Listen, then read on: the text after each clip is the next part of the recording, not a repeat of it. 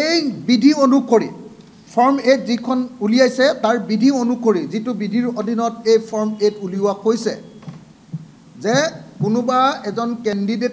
কেণ্ডিডেটবিলাকে nomination paper দাখিল কৰাৰ দুদিনৰ আগলৈকে বুলি কৈছে তাৰমানে আগমুহূৰ্তলৈকে যদি কোনোবাই এপ্লিকেশ্যন দিয়ে তেতিয়াহ'লে তেওঁৰ নাম নতুন ভোটাৰ তালিকাত ভৰাব লাগিব এটো হল নিয়ম এতিয়া ধৰক এজন মানুহে উত্তৰ প্ৰদেশৰ নিৰ্বাচন কোন চনত হৈছিল 2021 হৈছিল নে 20 হৈছিল নহয় 21 পিছত হৈছিল উত্তৰ প্ৰদেশৰ নিৰ্বাচনত ভোট দিলে বিধানসভাৰ নিৰ্বাচন ভোট দি শেষ হ'ল তাৰ পাছত তেওঁৰ নামটো আধাৰো আছে আৰু তেওঁ হেতু উত্তৰ প্ৰদেশত ভোটটো দি শেষ হৈ গ'ল তেওঁ এবাৰ বিহাৰত ভোট আহিলে কোন চনত 2025 বিহাৰত ভোট আহিলে 2025 যেতিয়া ভোট আহিলে 2025 ভোট আহোতে তেওঁ উত্তৰ প্ৰদেশৰ আধাৰখনো দেখুৱালে কিন্তু ক'লে যে মই এতিয়া বিহাৰত থাকো গতিকে মোক বিহাৰত ভোট দিবলৈ দিব লাগে 2025 বিহাৰত তেওঁ ভোট দিলে উত্তৰ প্ৰদেশত তেওঁ ভোটটো কাটি দিলে কাৰণ এপিক নাম্বাৰটো দিব লাগে নহয় সেই এপিক নাম্বাৰটো দি দিছিলে তেওঁ সেইটো নামটো দিওঁতে ইলেকশ্যন ফটো আইডেন্টিটি কাৰ্ড যে পালে তাত কি কৰিলে যে তেওঁ ক'লে যে ঠিক আছে তেওঁ কৈ দিলে ঘোষণা কৰি দিলে ফৰ্ম 8ত যে নহয় মোৰ উত্তৰ প্ৰদেশত ভোট আছিলে মোক উত্তৰ প্ৰদেশত ভোট নালাগে এটো কৰ্তন কৰি দিয়ক তেওঁ হি বিহাৰত ভোট দিলে হয়নে দুদিনৰ আগত আহিলেও হ'ব মাত্ৰ এটা এড্ৰেছ লাগে হয়নে বিএলও বিলাকৰ লগত যোগাযোগ কৰিলে মানে এড্ৰেছ এটা চৰকাৰে মানে এড্ৰেছ এটা কৰি দি বিএলও কৈ দিলে ক'লে এটো আমাৰ লিষ্ট দে এটা পাছ কৰি দিবি বিএলও চৰকাৰৰ মানুহ গতিকে চৰকাৰেটো কৈ দিলে মানে কৈ দিব যে ঠিক আছে এওঁলোকৰ এড্ৰেছ আছে এড্ৰেছটো চালে ঠিক আছে এড্ৰেছ আছে পাছ বাই সেই দুদিনৰ আগত আহিলেই জানিবা তাত থাকিও ল'লে কিনো অসুবিধা আছে এটো এড্ৰেছটো পাছ কৰাই ল'লে তেওঁৰ নামটো এবাৰ ক'ত সোমালে বিহাৰৰ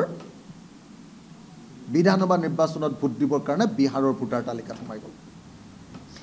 বিহাৰত ভোট তেওঁ দিলে উত্তৰ প্ৰদেশত দিছিলে এবাৰ বিহাৰত দিলে বিহাৰত ভোট দি শেষ হ'ল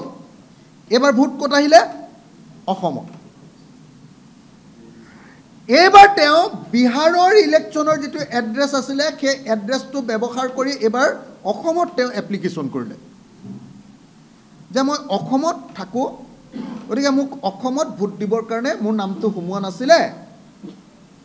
কৰ্মসূত্ৰে মই অসমত আছো গতিকে ইয়াত লেবাৰ কৰি আছো কিবা কৰি আছো যিকোনো এটা কথা ক'লে হৈ গ'ল কৰ্মসূত্ৰে মই ইয়াত অসমত আছো গতিকে অসমত ভোট দিবৰ কাৰণে মোক ভোটত নাম অন্তৰ্ভুক্ত ভোটাৰ কাৰ্ডত নাম অন্তৰ্ভুক্ত কৰিব লাগে তেওঁ তেতিয়া বিহাৰৰ নামটো কৰ্তন কৰি দিলে তেওঁ আধাৰ নেদেখুৱালে নাম কৰ্তন নকৰিলেও হ'ব আধাৰ নাই বুলি কৈ দিলে হৈ গ'ল যদি আধাৰ আছে তেতিয়াহ'লে তেওঁ বিহাৰত নামটো কাটি দিলে হ'লনে বিহাৰত নামটো কাটি অসমত নামটো ভৰাই দিলে অসমত ইলেকশ্যনত ভোট দিলে মাৰ্চ বা এপ্ৰিলত আমাৰ ভোট হ'ল ফাৰ্ষ্ট ফেজ হ'লে মাৰ্চত দিলে ছেকেণ্ড ফেজ হ'লে এপ্ৰিলত দিলে হৈ গ'ল তেওঁ এপ্ৰিলত দি শেষ হৈ গ'ল শেষ হৈ দি তেওঁ যেতিয়া শেষ হৈ গ'ল এইবাৰ তেওঁ আকৌ উত্তৰ প্ৰদেশলৈ গ'ল এইবাৰ তেওঁ উত্তৰ প্ৰদেশলৈ গ'ল এইবাৰ তেওঁ আকৌ উত্তৰ প্ৰদেশলৈ গৈ কি কৰিলে যে মই অসমত আছিলোঁ এতিয়া আৰু মোৰ নিজৰ ঘৰলৈ ঘূৰি আহিছোঁ মোক ভোট দিবলৈ দিব লাগে আকৌ ইলেকশ্যনৰ আগে উত্তৰ প্ৰদেশত আকৌ নিজৰ নামটো ভৰ্তি কৰিলে তেওঁ কেইবাৰ ভোট দিলে উত্তৰ প্ৰদেশত বিহাৰত অসমত দৰকাৰ হ'লে পশ্চিমবংগতো একছাট মাৰি থৈ যাব পাৰিব হয়নে তাৰপিছত তেওঁ উত্তৰ প্ৰদেশত ভোট দিব এইটো এটা ভয়ংকৰ নিৰ্বাচনৰ ভোটাৰ তালিকাত নাম অন্তৰ্ভুক্তিকৰণৰ এই যিটো বিধি এই বিধিটো এটা ভয়ংকৰ বিধি আগতে বিজেপি চৰকাৰ নাছিলে কাৰণে মানে ষড়যন্ত্ৰকাৰী 2 নম্বৰী বুদ্ধি থকা বিজেপি চৰকাৰ নাছিলে কাৰণে হয়তো আগতে 2 নম্বৰটো কেনেকৈ কৰিছিলে আগতে হয়তো অকল মৰা মানুহজনৰ নামতহে কোনোবাই ভোট দি দিয়ে এতিয়া মৰা মানুহৰ নামতো ভোট দিব পাৰিব আৰু লগতে কি কৰিব পাৰিব উত্তৰ প্ৰদেশৰ পৰা পৰিভ্ৰমী মানুহ আনিব পাৰিব ত্ৰিপুৰাৰ পৰা শিলচৰেলে ভোট আনিব পাৰিব পশ্চিম বংগৰ পৰা ধুবুৰী পৰা আৰম্ভ কৰি এই নামনি অসমৰ গোটেই বাংলা ভাষী কোৱা মানুহবিলাকক আনিব পাৰিব আৰু আটাইতকৈ উজু হ'ব অসমৰ প্ৰত্যেকখন নগৰত গাঁৱতটো অকণমান মানুহে চিনি পাই যাব অসমৰ প্ৰত্যেকখন নগৰত এই কাম কৰাটো তেনেই সহজ হ'ব বেছি কৰিবও নালাগে মাত্ৰ 5 লাখ ভোটাৰ আনিলে হৈ গ'ল 5 লাখ ভোটাৰ আনিবৰ কাৰণে 50টা সমষ্টিত 10,000 নতুন ভোটাৰৰ নাম ভৰ্তি কৰি দিলে হৈ গ'ল গেম চেঞ্জ গোটেই খেলেই বদলাই দিব পাৰিব চৰকাৰ গঠন কৰিব পাৰিব কথাটো বুজিলে নে 50টা সমষ্টিত যদি 10,000কে আনে 50 × 10,000 5 লাখ মানুহ 5 লাখ মানুহ অনাটো এখন চৰকাৰ কেন্দ্ৰীয় চৰকাৰ আৰু ৰাজ্য চৰকাৰৰ কাৰণে মামুলি কথা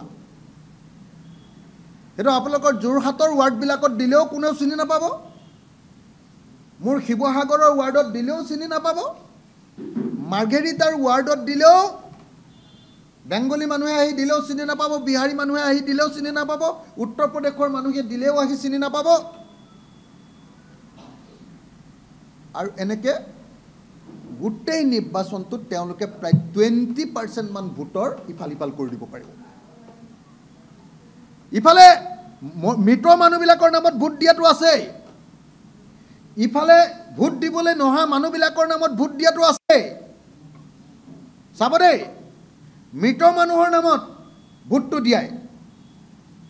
ভোট দিবলৈ নহা মানুহবিলাকৰ লিষ্ট বনাই ভোটটো দিয়ায়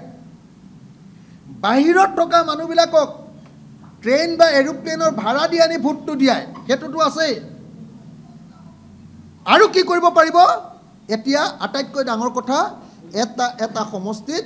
নতুনকৈ ভোটাৰ 10,000 যদি ভৰাই দিয়ে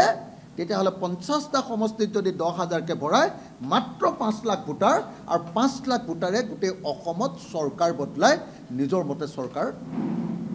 বনাই দিব পাৰিব ধৰি ৰাখিব পাৰিব নহ'লে বদলাই দিব পাৰিব গতিকে আপোনালোকক মই ক'ব খুজিছোঁ যে অন্য কোনো ব্যৱস্থাৰ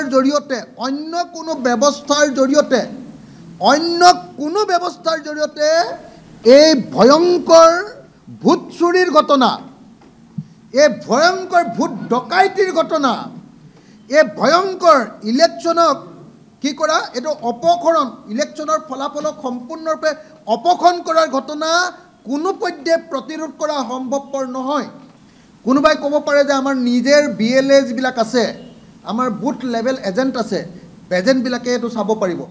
এজেণ্টে চালেও কোনো কাম নাই যদি তেওঁলোকে ইয়াতে